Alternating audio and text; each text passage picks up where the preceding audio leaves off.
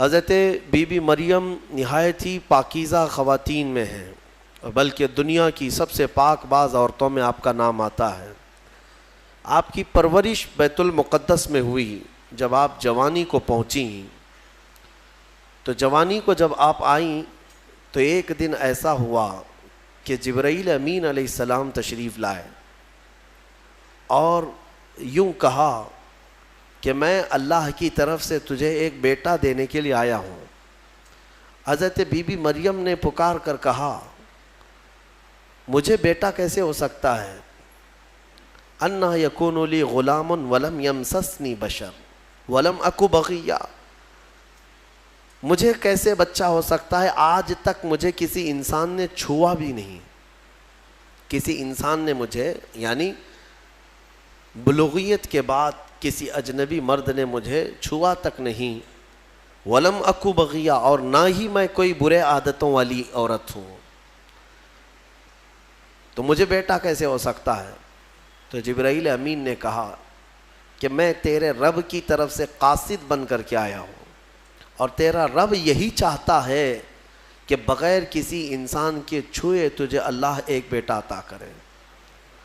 قال کذالک قال ربک هو علی ہین، اور حضرت جبرائیل نے کہا کہ مریم یہ تمہارے رب کے لیے کوئی مشکل مسئلہ نہیں ہے، جو رب تعالیٰ بغیر ماں اور بغیر باپ کے آدم کو پیدا کر سکتا ہو، وہ صرف بغیر باپ کے ایک عیسیٰ کو کیوں نہیں پیدا کر سکتا؟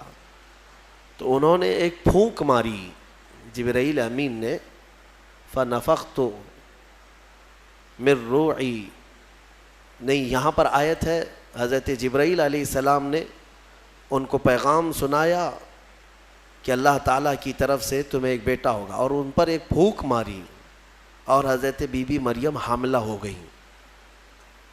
اسی لیے عیسیٰ علیہ السلام کا ایک لقب ہے، ان کو روح اللہ کہا جاتا ہے۔ روح اللہ کہا جاتا ہے کیوں؟ اللہ کی روح نہیں، یہ اللہ تبارک و تعالیٰ کے امر سے، حکم سے، صرف پھونک سے آپ پیدا ہوئے، صرف ایک پھونک سے۔ بی بی مریم جب حاملہ ہو گئیں اب وہ گھبرانے لگیں، یہ تو پتہ ہے جب حضرت بی بی مریم کو معلوم ہے، ان کے رب کو معلوم ہے، لیکن دنیا کیا کہے گی؟ کیا لوگ ایسے ہی مان لیں گے؟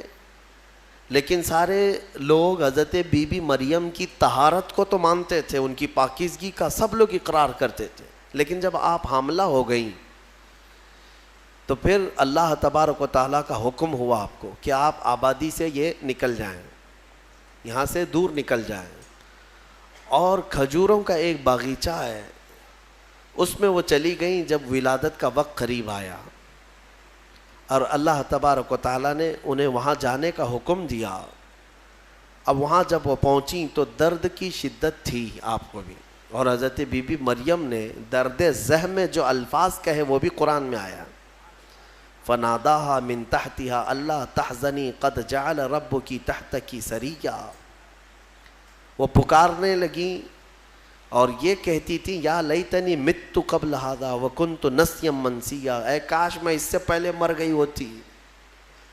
یہ درد جو ہوتا ہے نا بچے کی ولادت سے پہلے، یہ بہت شدید ہوتا ہے، اور عورتوں کو اسی کا اجر بھی دیا جاتا ہے۔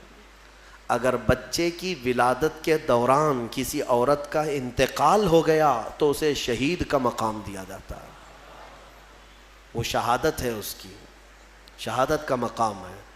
درد زہ کو، یہ جو ولادت کا درد ہوتا ہے عورتوں کو، بعض حکماء نے کہا ہے، کچھ حکیموں نے، کہ روح نکلنے کے وقت 40 ایسی بڑی ہڈیاں ہیں جس سے روح نکل جاتی ہے تو موت آ جاتی ہے۔ 40 ہڈیوں سے جب روح نکل جائے تو موت آتی ہے۔ بچے کی ولادت کے وقت عورت کی 39 ہڈیوں سے روح نکل چکی ہوتی ہے۔ اب اس سے اندازہ کریں کہ وہ موت کے منہ میں قریب جا کر واپس آتی ہے۔ ایک بچے کو جنم دینا دنیا میں، یہ اللہ تبارک و تعالیٰ ہی ان عورتوں کو صبر دیتا ہے، اور وہ درد اور وہ تکلیف کو برداشت کرنے کی اللہ تبارک و تعالیٰ ہی انہیں طاقت عطا کرتا ہے، ورنہ اس درد کو سہنا ہر ایک کا کام نہیں ہے۔ بہرحال حضرت بی بی مریم نے اس درد کی شدت میں جو پکارا وہ قرآن میں آیا ہے، قرآن میں آیا۔ اسی لیے تو حدیث پاک میں بھی ملتا ہے کہ سوال ہوا میرے آقا صلی اللہ تعالیٰ علیہ وسلم سے کہ میں یا رسول اللہ اپنی بوڑھی ماں کو اپنے کندھے پر بٹھا کر حج کرا چکا ہوں، خانہ کعبہ کے ساتھ طواف، اور گرم زمین جس میں ننگے پیر میرے تلووں میں آبلے پڑ گئے ہیں، تو کیا میں نے اپنی ماں کا حق ادا کر دیا؟ حضور پاک صلی اللہ تعالیٰ علیہ وسلم کا جواب سنیں۔ ان سے فرمایا کہ تم نے اپنے کندھے پر اپنی بوڑھی ماں کو بٹھا کر حج کرایا، طواف کعبہ کروایا، تم اس کے حق کی بات کرتے ہو؟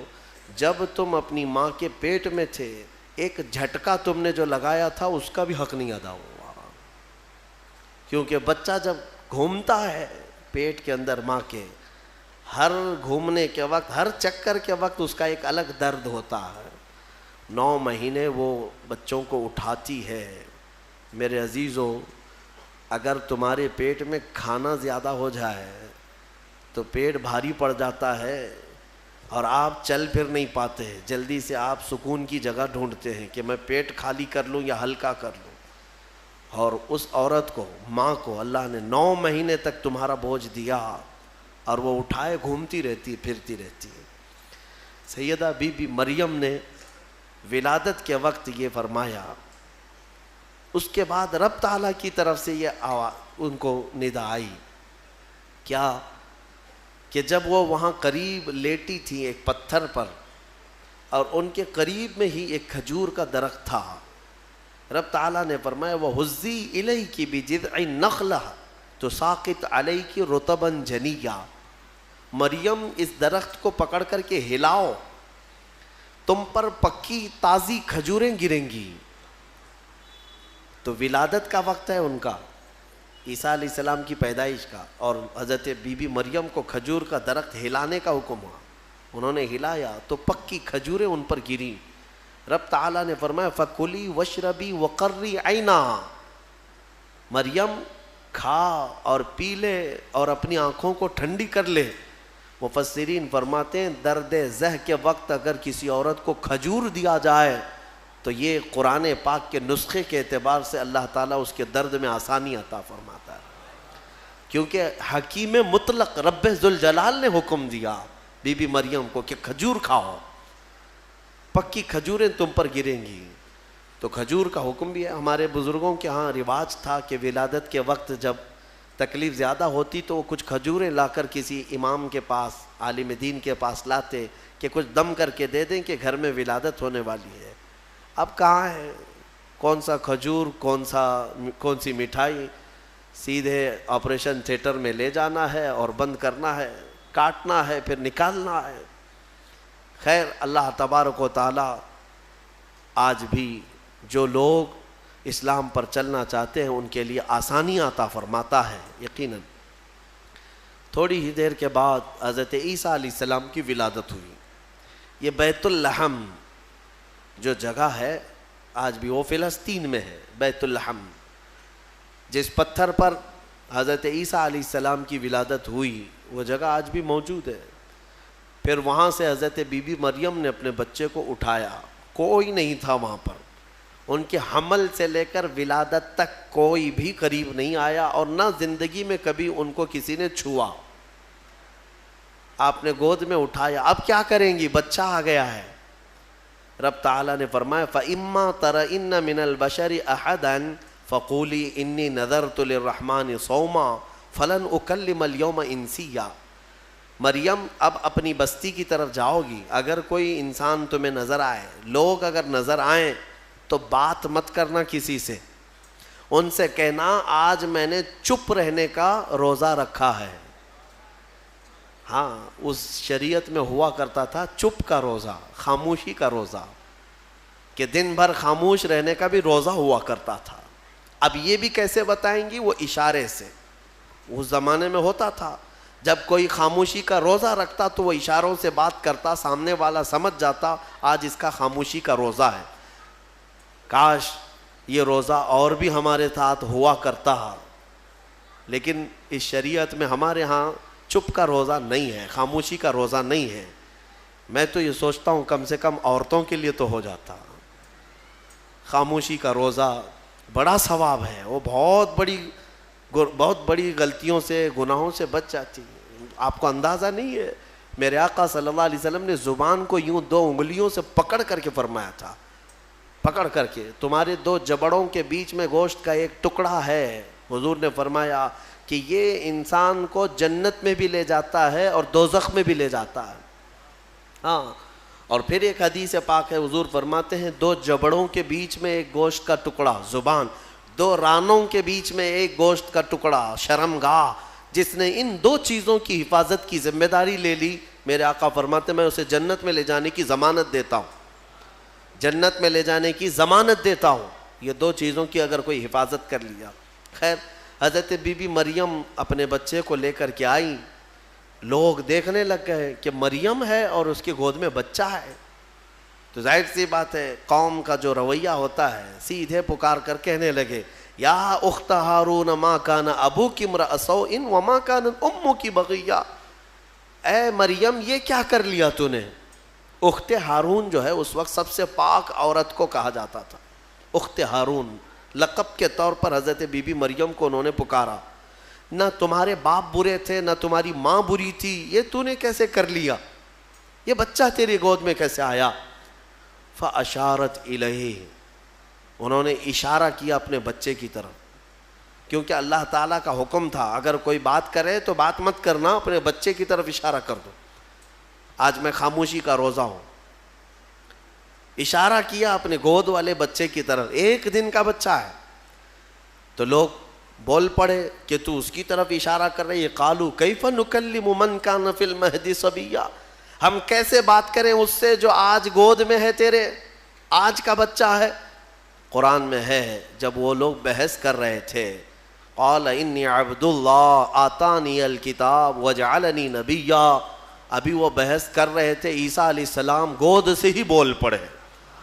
کیا بولے؟ بولنے لگے اے لوگوں میں اللہ کا بندہ ہوں، انی عبداللہ، اللہ نے مجھے کتاب عطا کیا ہے، وجعلنی نبیا، اور نبی بنا کر بھیجا ہے، وجعلنی مبارکن اینما کنت، اور جہاں میں رہوں گا برکت کا ذریعہ بنوں گا، اور اللہ تعالیٰ نے مجھے نماز کا اور زکوٰۃ کا حکم دیا ہے، اور میری والدہ کے ساتھ اچھائی کا سلوک کرنے، حسن سلوک کرنے کا حکم دیا ہے۔ اور پھر آخر میں عیسیٰ علیہ السلام اس جملے پر اپنی بات ختم کرتے ہیں، کون سا جملہ؟ والسلام علی یوم ولدت و یوم اموت و یوم ابعث حیا، سلامتی ہو اس دن پر جس دن میں پیدا ہوا اور جس دن میرا انتقال ہوگا اور جس دن مجھے اٹھایا جائے گا۔ اتنا بات کیا حضرت عیسیٰ علیہ السلام اور پھر خاموش ہو گئے۔ یہ معجزہ نہیں تو اور کیا ہے؟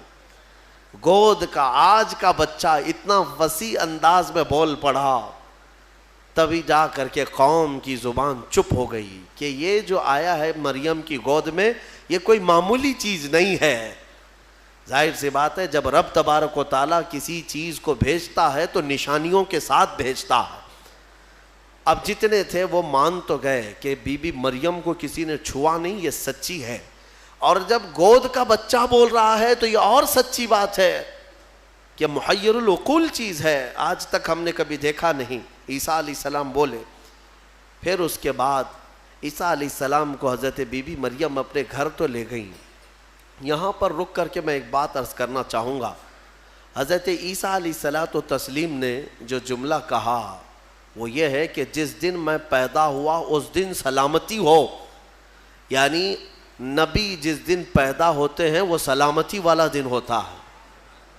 عیسیٰ علیہ السلام کی پیدائش کا دن سلامتی والا ہے تو 12 ربیع الاول کیوں نہیں سلامتی والا ہے؟ ہاں، اور نبی خود اپنی ولادت کے دن سلام بھیج رہے ہیں، اور ہم سید الانبیاء کی ولادت پر امتی سلام بھیجیں تو کیا حرج ہے؟ یہ قرآن کا حکم ہے۔ نبی خود اپنی ولادت کے دن سلام بھیج رہے ہیں اور امتی اپنے نبی کے پیدائش کے دن پر سلام بھیجے تو یقیناً یہ باعث برکت ہے اور قرآن کے مطابق ہے۔ خیر، یہ حضرت عیسیٰ علیہ السلام کی ولادت کا واقعہ